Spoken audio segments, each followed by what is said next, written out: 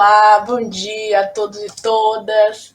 Muito bem-vindos ao Mural da Manhã, o nosso programa de notícias, de entrevistas locais, nacionais e internacionais. E hoje nós temos um tema importante: militares brasileiros for export. Na verdade, eles não estão sendo exportados. O título é para chamar atenção, mas eles estão indo treinar diversos militares, inclusive o Brasil é o que mais envia militares aos Estados Unidos para realizarem treinamentos nesse país.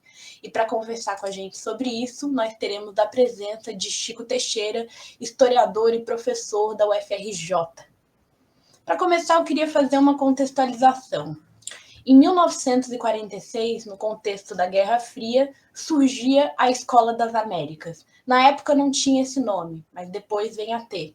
E junto com a instalação de várias bases militares dos Estados Unidos pelo mundo, com a justificativa de um perigo comunista, mas de fato em defesa dos interesses capitalistas e imperialistas dos Estados Unidos, surge essa Escola das Américas e essas instalações de diversas bases militares que treinavam não só soldados e militares norte-americanos, mas também da América Latina.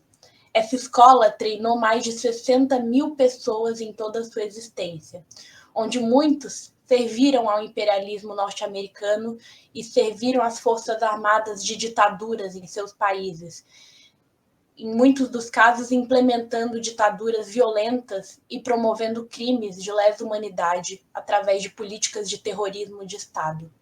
A escola não está mais localizada no Canal do Panamá. Por forte resistência da sua população, ela foi transferida e atualmente se encontra no Fort Benning, nos Estados Unidos.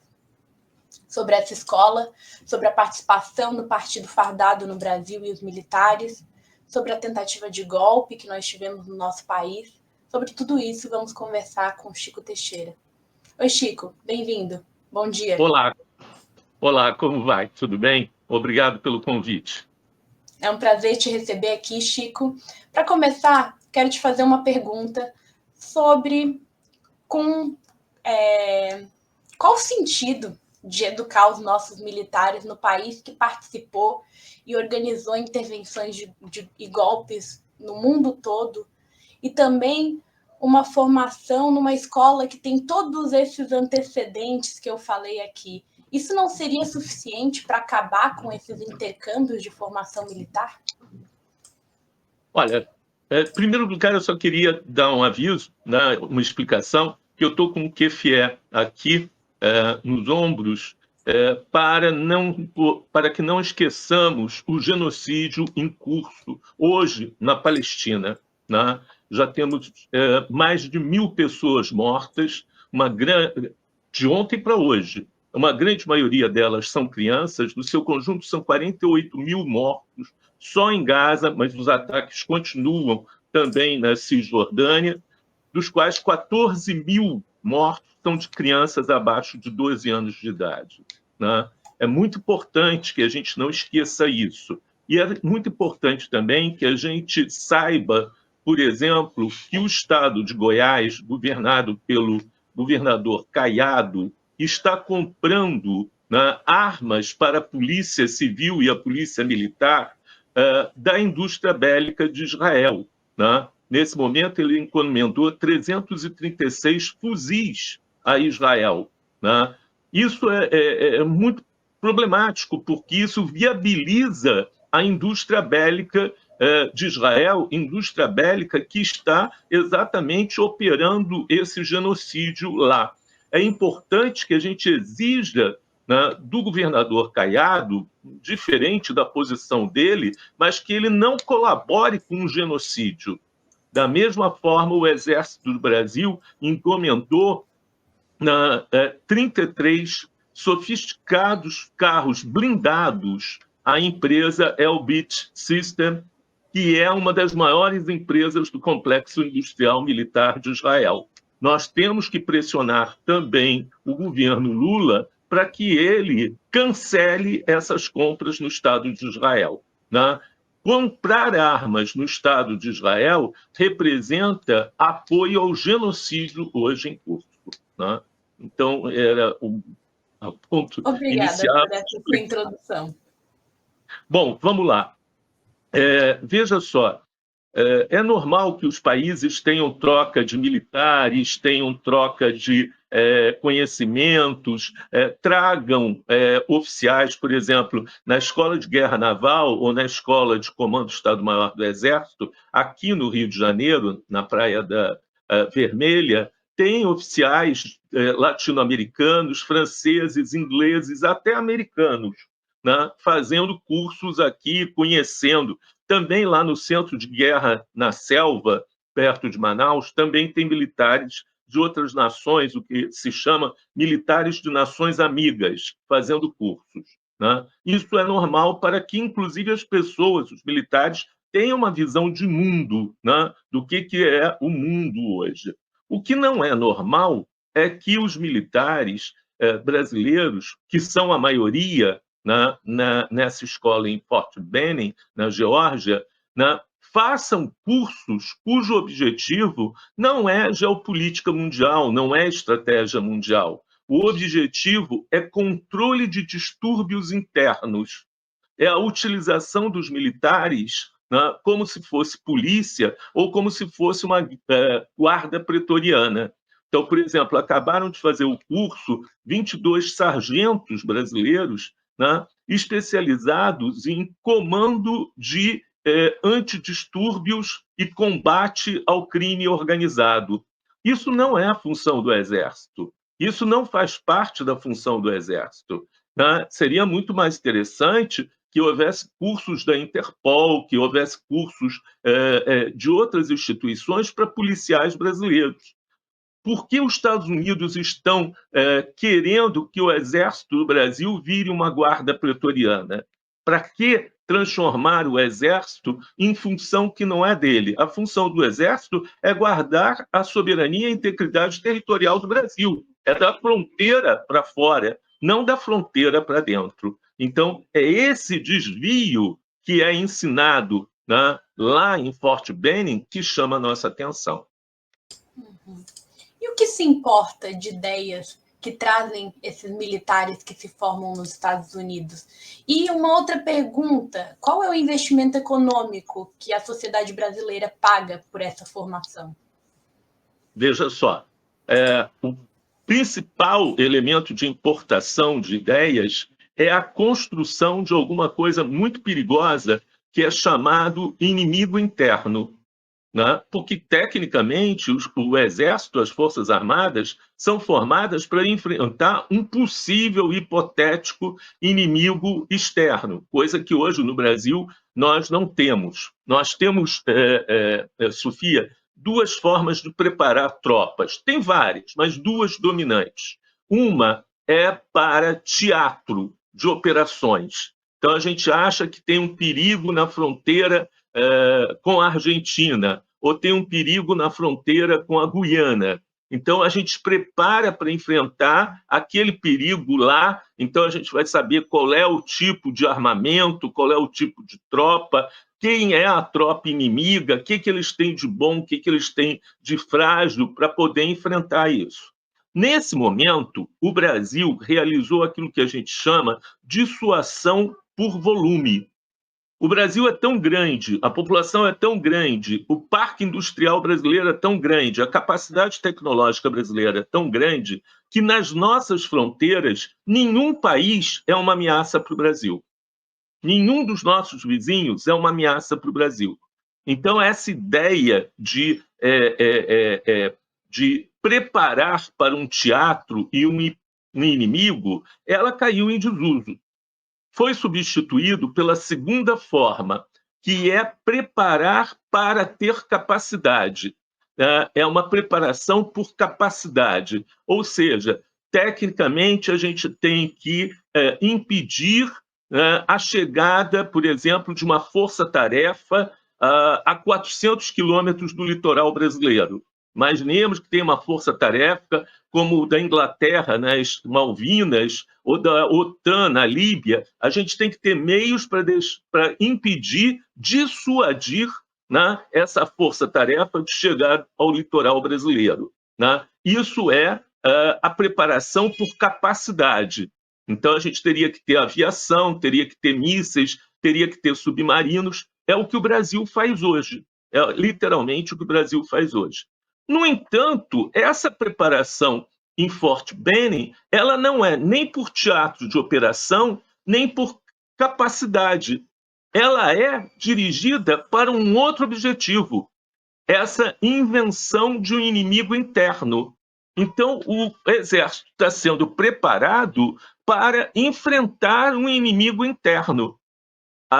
Durante o governo Temer, veio inclusive uma companhia americana aqui para o Rio de Janeiro, né, e simularam no Vale do Paraíba, ao torno das ferrovias que ligam Rio de Janeiro, São Paulo e Minas, um levante de um partido de esquerda para fazer uma revolução. Então, as tropas brasileiras eram utilizadas contra esse inimigo interno. E quem é o inimigo interno? Né? Era um partido de esquerda que não estava no poder. Né? Quer dizer, essa ideia de um inimigo interno, ela existiu na Alemanha nazista, ela existiu na França durante a Guerra da Argélia, ela existiu nos Estados Unidos durante o macartismo, e eles continuam passando isso para a gente.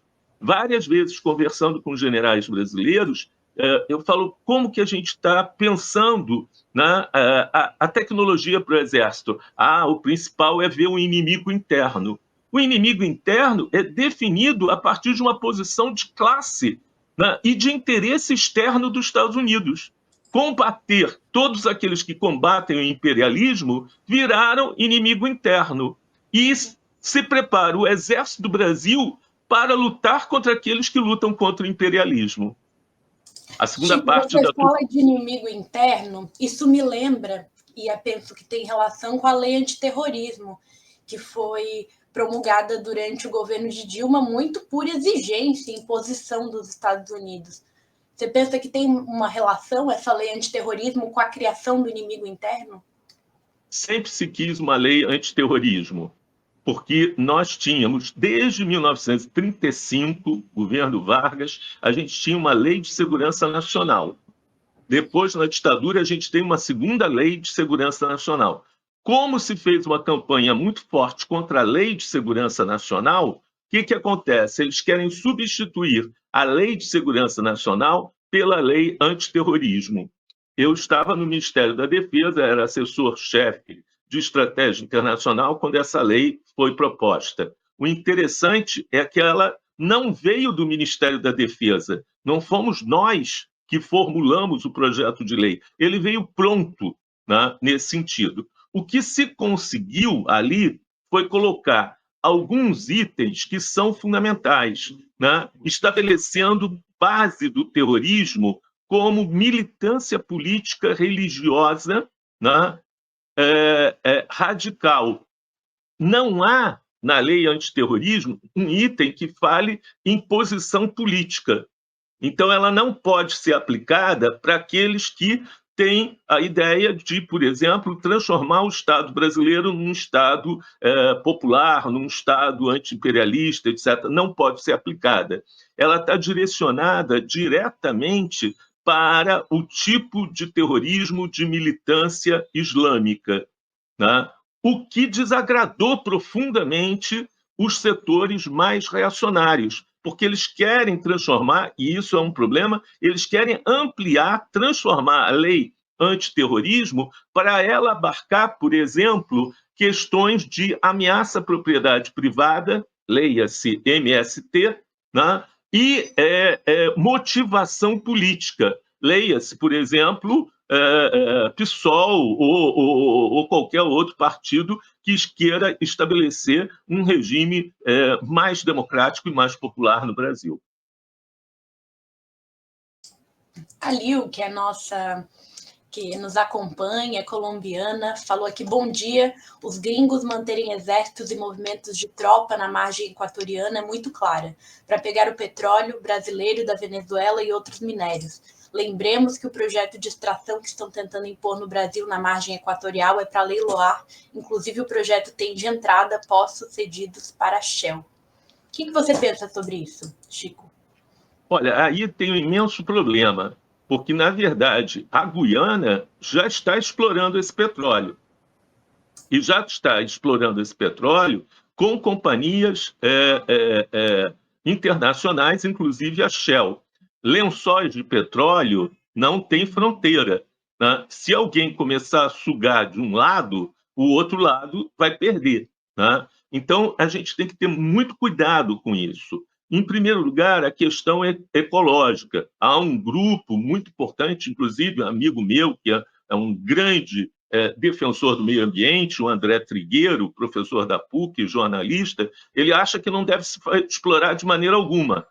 Isso não é bem assim, porque se a gente não explorar de maneira alguma, a Guiana, com as companhias estrangeiras britânicas e americanas, vão explorar da mesma forma. O que se deveria estabelecer é um fundo, né, de recursos gerados pela exploração do petróleo equatoriano, né, da linha equatorial, em que a defesa do meio ambiente fosse o elemento central. Criasse condições, inclusive universidades superiores de estudos do meio ambiente. Ele financiasse a questão meioambiental no Brasil, inclusive com todos os cuidados possíveis nesse sentido. Não imaginar que o petróleo vai ficar embaixo da terra não é inteligente nesse sentido. Chico, voltando sobre a questão dos militares brasileiros treinados nos Estados Unidos, quando você fala, me parece que é só mais uma fase de colonização cultural e econômica estadunidense na nossa vida cotidiana. Você pensa assim? Eu acho que é isso, mas é também uma intervenção política direta. Porque, na verdade, o que está acontecendo é que esses cursos dados lá, eles são contra a doutrina de defesa nacional e contra o livro branco, né, de defesa, que foram aprovados pelo Congresso Nacional. Então, está se fazendo uma coisa que não é, né, a doutrina brasileira, nem é autorizado pelo Congresso brasileiro. É uma intervenção política. Note bem, Sofia, esses ensinamentos em torno da questão de segurança interna, de defesa contra o inimigo interno, tudo que é função que deveria ser de polícia, nunca de forças armadas. Ela é tão importante que vários dos oficiais que foram fazer os cursos lá criaram no Brasil uma coisa similar, que é a Brigada de Forças Especiais, os chamados Kids Pretos, né? Que estão lá em Goiânia e uma parte aqui no Rio de Janeiro. Então, na verdade, quando a gente vê aqueles Kids Pretos que organizaram os acampamentos ditos patrióticos e que organizaram, né, a insurreição fascista do dia 8 de janeiro, né, depredando, né, os órgãos da República, eles são formados nas brigadas especiais, que têm a sua formação, por sua vez, em Fort Benning. Então, nós já interiorizamos a noção de inimigo interno, ela já está atuando e ela já tem um corpo especial, que é a Brigada de Forças Especiais, que age nessa direção. E aí entra numa segunda parte da entrevista, Chico, que eu quero conversar contigo.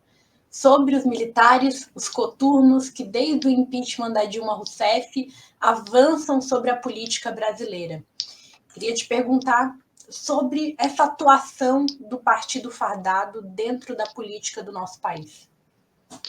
Olha só, eu não diria que é desde do governo Dilma, eu diria que é desde a fundação da nova República, né? Os setores militares brasileiros nunca aceitaram a fundação da nova República, eles sempre foram contra.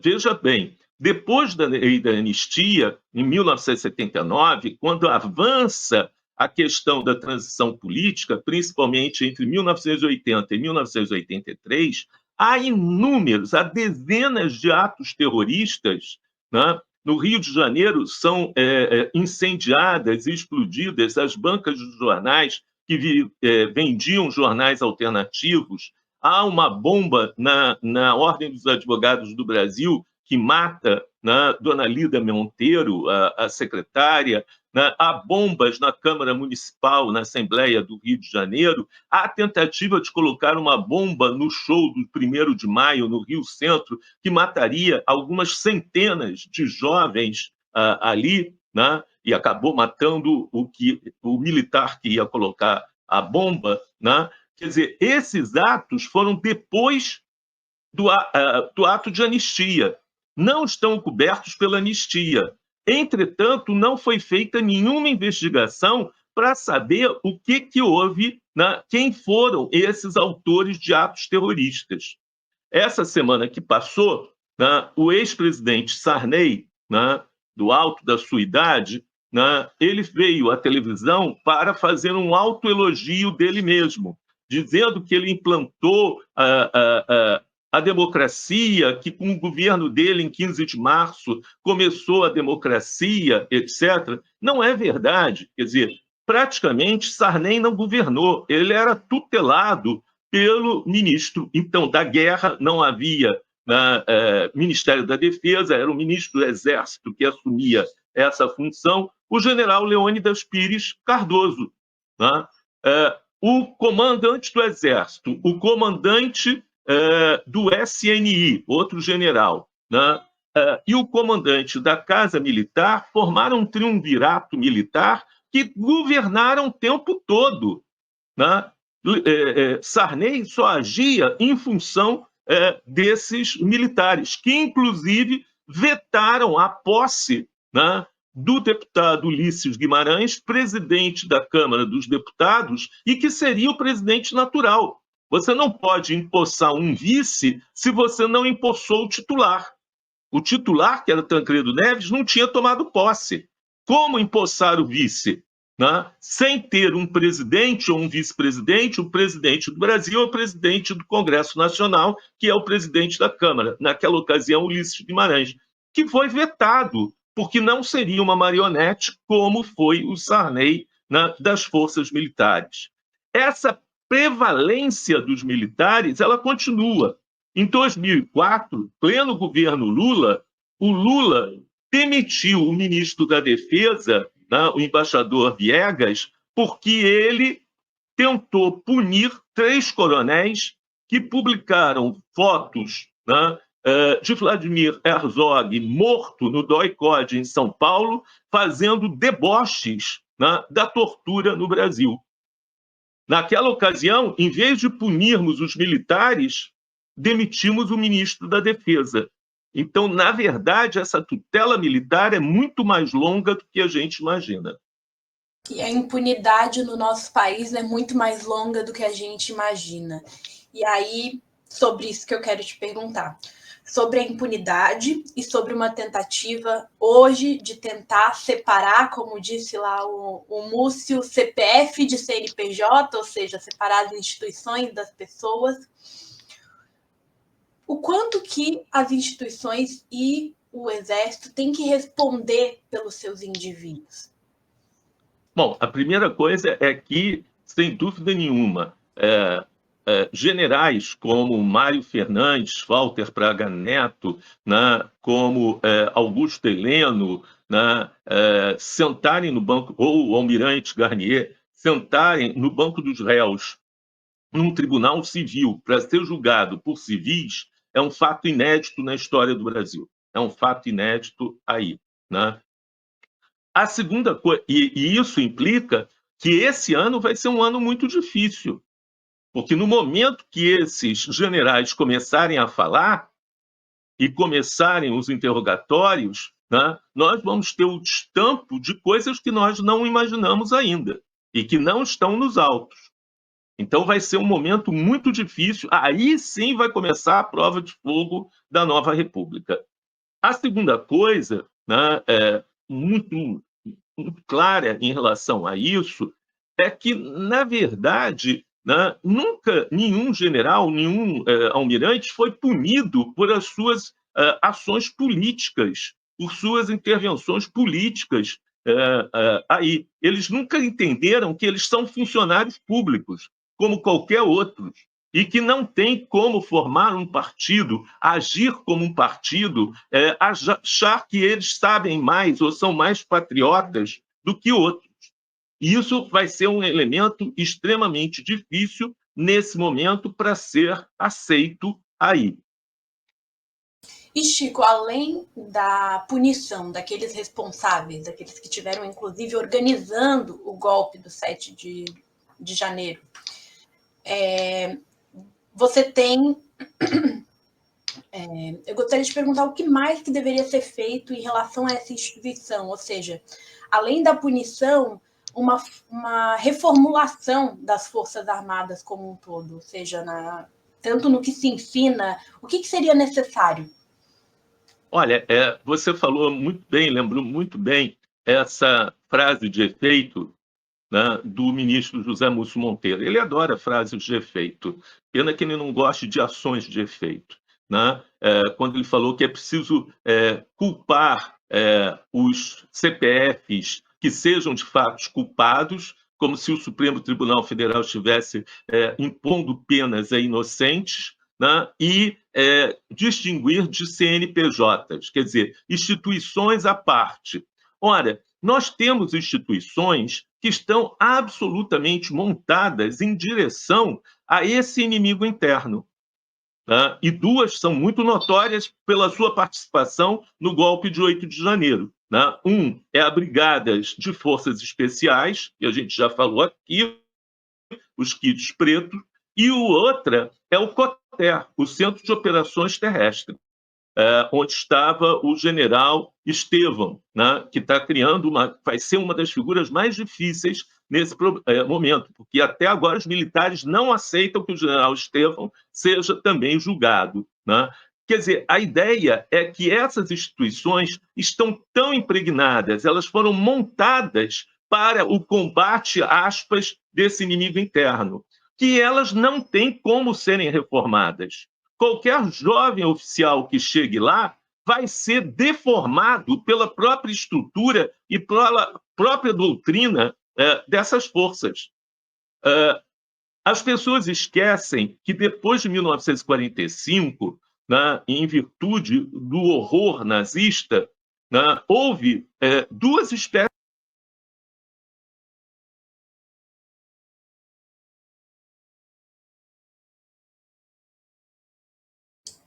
Tivemos uma queda do Chico Teixeira. Penso que foi do Chico e não aqui. Enquanto isso, enquanto ele retorna, vou aproveitar para a gente fazer o nosso intervalo para trazer aqui os nossos apoiadores culturais e como você pode apoiar o Portal Desacato. Este programa é apresentado graças aos nossos apoiadores culturais. Sintraceb, FESESC, Sindi Saúde Santa Catarina, Sinjusc, Sinergia, Sintracem, Sinasef, Seção Sindical IPSC, Sindiprev Santa Catarina, Sintesp, Stiel. Seja um apoiador cultural. Ligue para 499-8808-5438.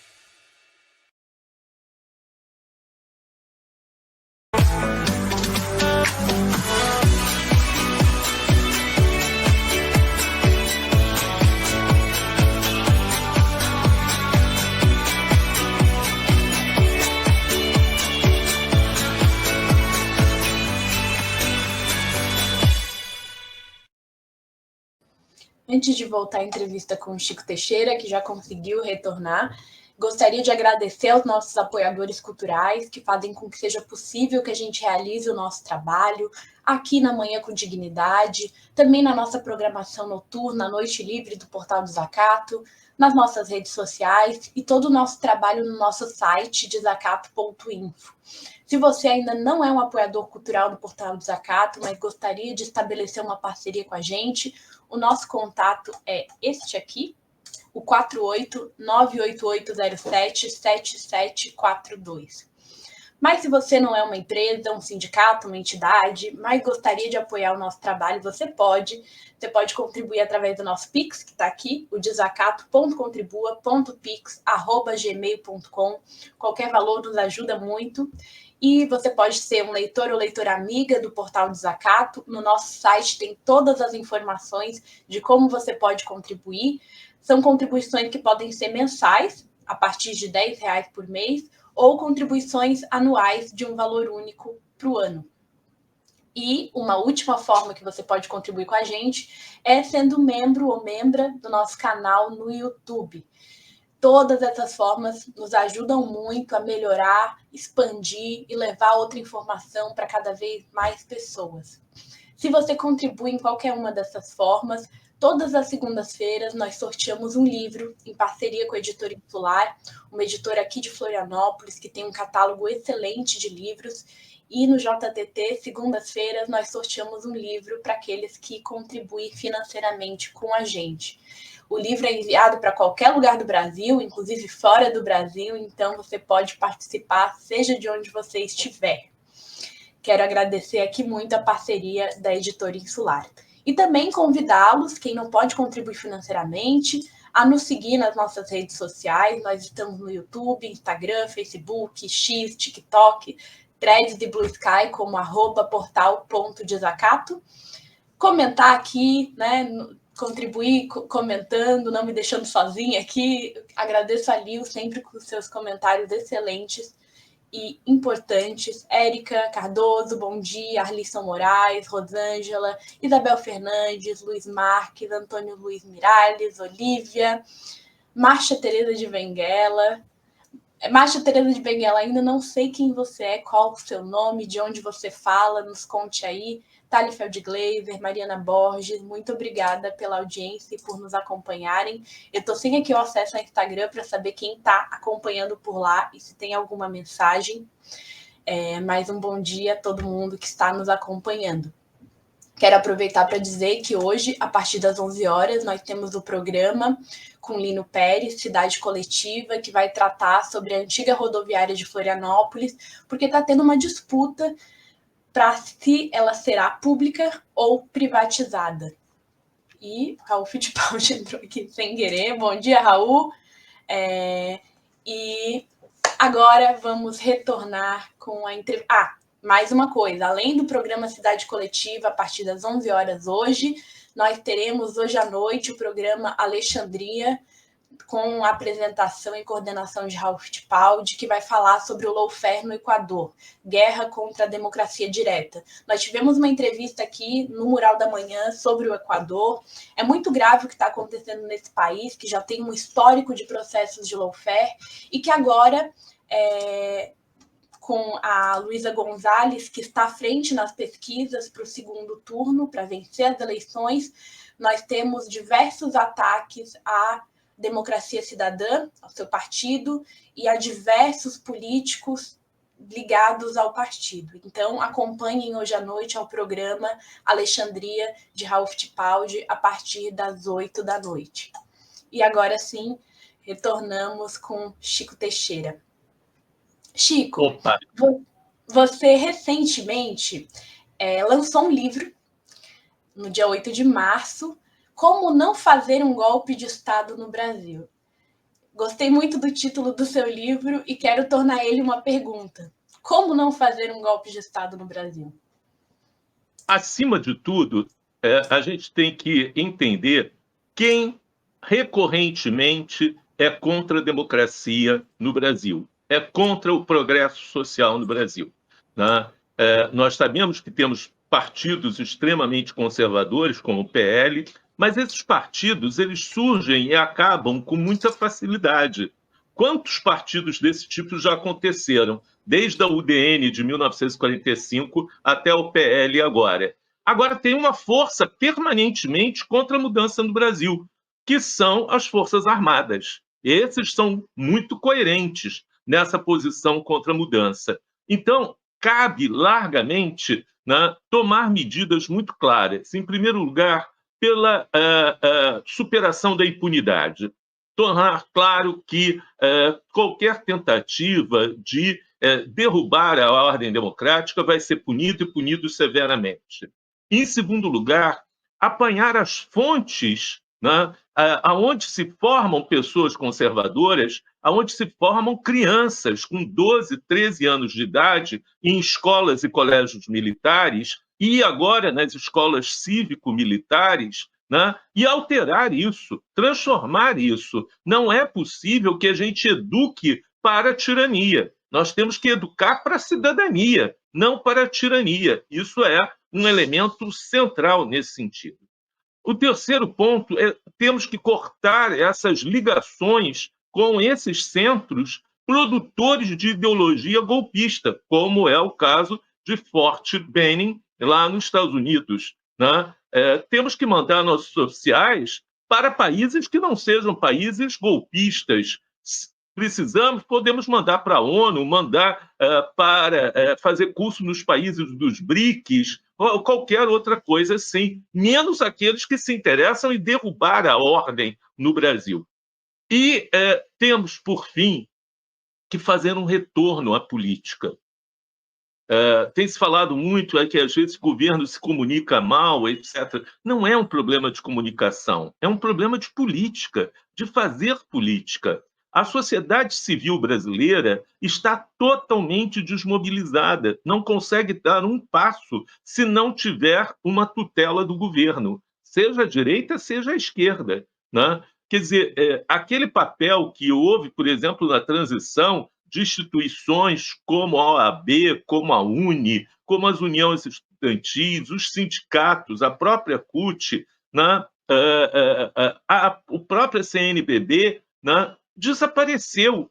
E o governo parece que não atenta para isso. Quer dizer, nós estamos com um problema enorme, Sofia, com os jovens.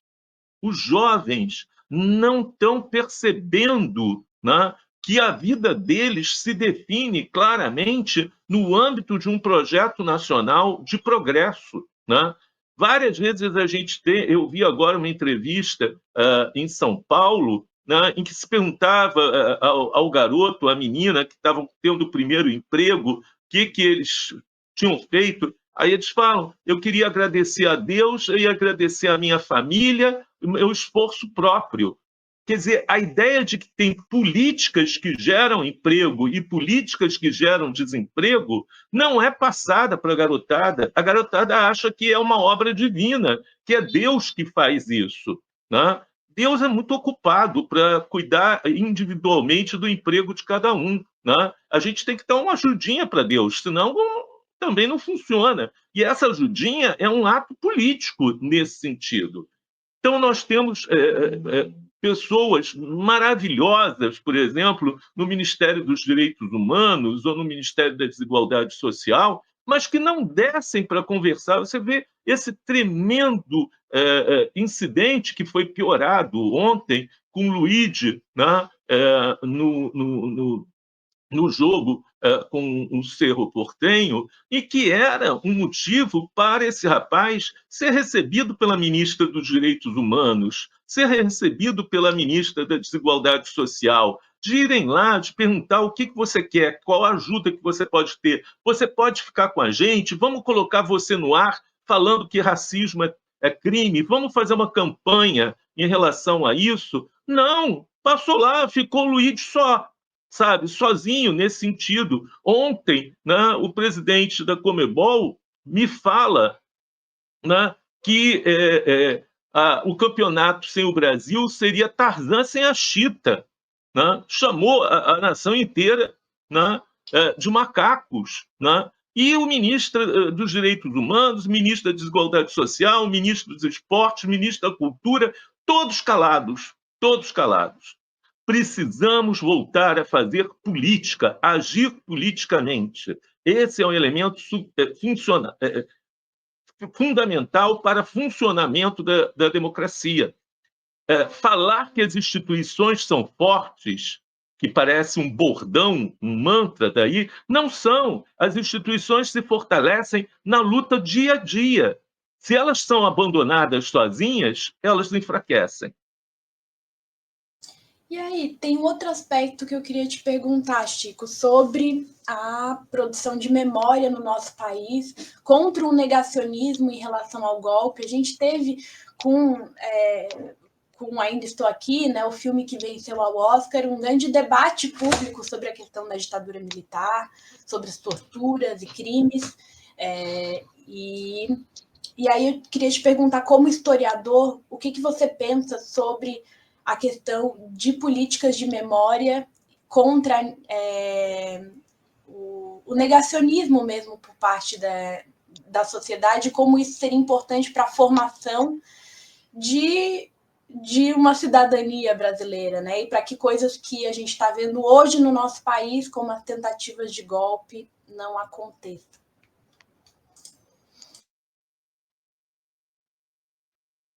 O Chico deu uma... Acho que agora restabeleceu a conexão. Sofia, veja o seguinte. Eu estou a conexão. Eu estou com sérios problemas com a conexão. Hoje, desde manhã cedo, tem sido muito ruim. Acontece. Quando tem uma entrevista, né, online, acontecem essas coisas. Tá bem travado. Antes estava funcionando perfeitamente, agora que está dando uma queda maior. Vamos ver se o Chico Teixeira consegue restabelecer a sua conexão. Enquanto isso, já trouxe aqui a programação que vai seguir hoje pela manhã. Espera aí, deixa eu ver. Tá, ele saiu e vai retornar. Eu quero divulgar, gente, o nosso portal, porque tem diversas matérias, inclusive as matérias que eu utilizei hoje para o meu comentário sobre a questão da Palestina, foram retiradas do portal do Zacato, e eu vou compartilhar aqui a tela com vocês.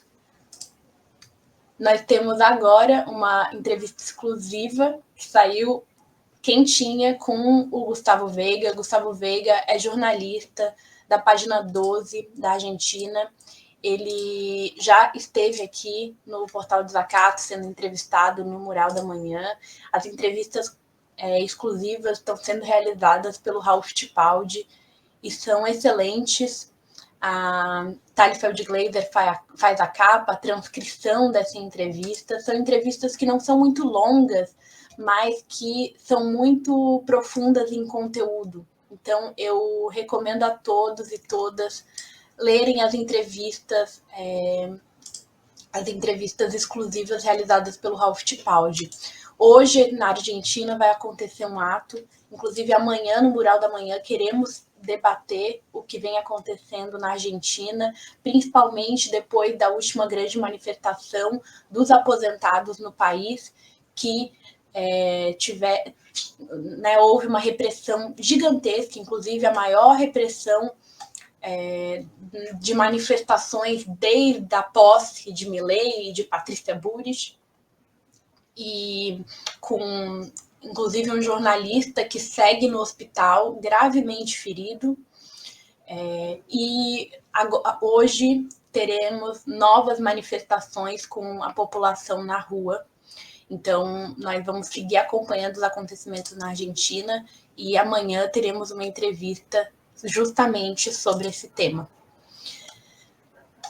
Também temos aqui, não sei se vocês conseguem ver no nosso portal as divulgações das nossas entrevistas. Então, ontem nós tivemos o programa Passando a Limpo com a Amanda Miranda sobre o impacto da direita de Santa Catarina com a possível condenação do Jair Bolsonaro. Nós temos aqui o panorama nacional, movimentos sociais, inclusive sobre a questão dos movimentos sociais, trazer aqui a entrevista que nós vamos fazer amanhã no JTT, que é sobre o MST e uma parceria entre o MST e o governo venezuelano. Vou abrir aqui para vocês verem. Desculpem aqui que é buscando e apresentando ao mesmo tempo. Quero também dar bom dia e responder a Lil. Enquanto eu não encontro a matéria do MST, vou pedir para ele me mandar, porque ela estava com essa matéria salva e eu tenho tantas abas abertas que eu não encontro. Mas a Lil faz um debate justamente com o que o Chico Teixeira trouxe sobre a questão da Petrobras e do petróleo. E ela diz o seguinte, deixa eu ver aqui, nesses dias, nesse debate, tem tentado justificar o injustificável, que é a exploração brasileira, sem nenhum planejamento estratégico, porque a Petrobras é um exemplo de exploração limpa. A gente sabe dos riscos da extração de petróleo, né? Recentemente, inclusive no Equador, houve um acidente e jogou petróleo no mar, nas bacias, correndo risco para a população, para a vida marinha, para os ecossistemas. E a gente sabe dos riscos que tem, especialmente quando a extração desse petróleo é na foz do rio Amazonas. Nós tivemos uma entrevista aqui no Mural da Manhã com a Cristina Serra, e eu sugiro muito que vocês assistam a essa entrevista, porque ela traz esse debate, né, da defesa de que você tem que ter a extração de petróleo, porque senão outros países vão extrair, e ela faz um debate em relação a esse argumento. Ela traz todas as consequências que podem ter a exploração de petróleo e a necessidade de a gente fazer uma virada para energia limpa e para investimento em energia limpa no nosso país, porque o Brasil tem a possibilidade de ser um país liderança nesse sentido.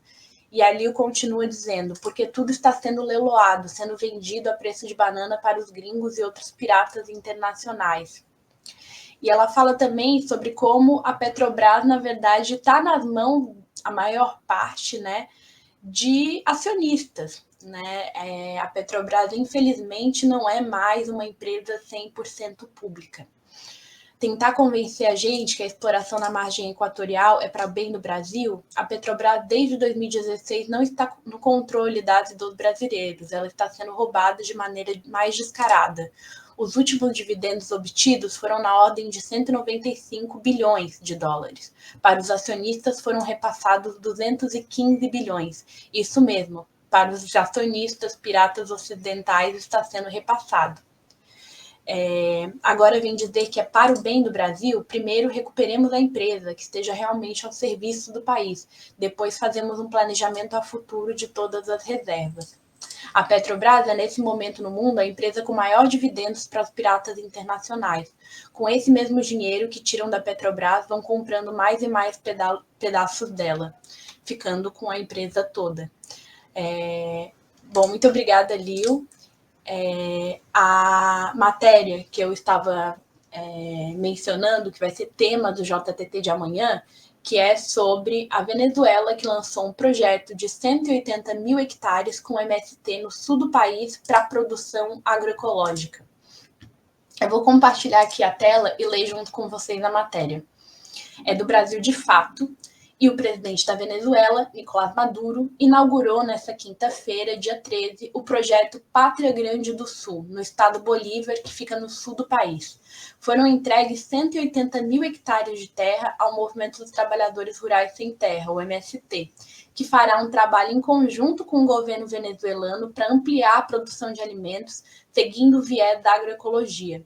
De acordo com Maduro, serão produzidos 30 mil hectares de feijão, além de frutas, mamão, cana-de-açúcar, inhame, frango, carne de porco, carne bovina e seus derivados, vegetais, milho e galinhas. O MST também prepara a produção de um banco de sementes nativas tradicionais e um viveiro de mudas para o reflorestamento. O presidente afirmou que o objetivo é garantir a soberania alimentar da Venezuela e produzir mais e com maior qualidade. Segundo o mandatário, essa é uma forma de mudar a estrutura produtiva do país e criar um novo modelo econômico que tenha a comuna, coletivos autogestionados, política e economicamente, como foco central da produção. E segue a matéria.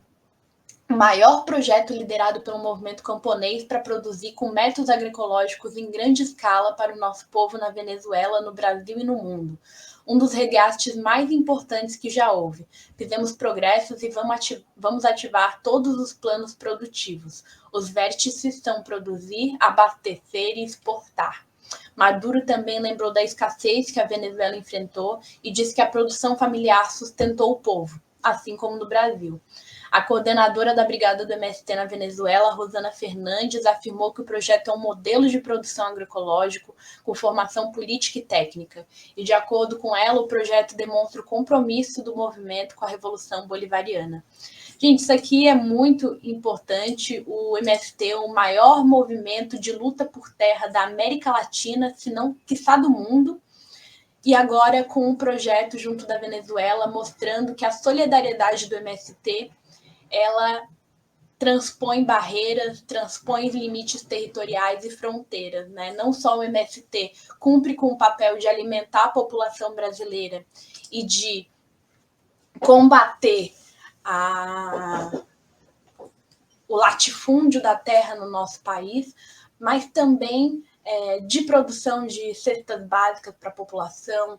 Durante a Covid foi feita todo um processo de solidariedade com distribuição de cestas básicas, nas cozinhas solidárias, na enchente do Rio Grande do Sul, o MST cumpriu um papel imprescindível e agora nós vemos projetos como esse, parcerias como essa com o governo da Venezuela, mostrando que a solidariedade do MST e toda a sua... O que a Amy falou aqui? Venezuela precisa muito dessa autonomia e que toda a nossa pátria grande tome como exemplo. É isso, que transpõe barreiras. Vamos ver que horas são? 10h54, estamos finalizando o Mural da Manhã. Infelizmente, o Chico me mandou uma mensagem aqui que não está conseguindo reconectar. Quero agradecer muito a presença do Chico Teixeira, que é historiador, professor da UFRJ no Rio de Janeiro, e que tem uma contribuição muito grande para a gente poder entender tanto a relação do Brasil com os Estados Unidos, na formação de militares nos Estados Unidos, quanto também do golpe recente, da tentativa de golpe recente que a gente teve no nosso país, e tudo isso que ele contribuiu com a gente aqui nessa entrevista. Ainda bem que a sua conexão só caiu ao final da entrevista.